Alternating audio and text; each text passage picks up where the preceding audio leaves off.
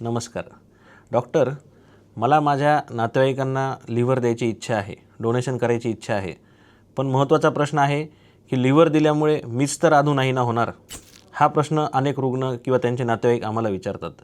तर साधी सोपी माहिती आहे की जेव्हा पण आपण एखादा लिव्हर डोनर सिलेक्ट करतो त्यावेळेला आपण त्यांच्या पूर्ण तपासण्या करतो. ज्यावेळेला आपल्याला खात्री पटते की तो पूर्णपणे फिट आहे तेव्हाच आपण त्यांच्या डोनेशन सर्जरीसाठी पुढे जातो. सर्जरीनंतर 1 ते 3 महिन्यांनी त्यांची पूर्णपणे रिकव्हरी होते. आपण लिव्हरची साईज वाढली आहे का, लिव्हरचे फंक्शन पूर्णपणे नॉर्मलला आले आहे का, हे 3 महिन्याच्या शेवटी परत एकदा चेक करतो आणि त्यानंतर दरवर्षी वर्षातून एकदा रेग्युलर चेकअप चालू ठेवतो. तर त्याच्यामध्ये असे आढळून आलेले आहे की लिव्हरची सर्जरी केलेली आहे म्हणून पुढे चालून लिव्हरचा धोका किंवा लिव्हरचा काही आजार डोनरला होत नाही.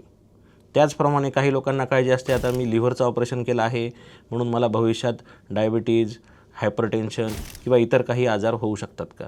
तर त्याचीसुद्धा रिस्क लिव्हरचे ऑपरेशन केले आहे म्हणून वाढत नाही. थँक्यू.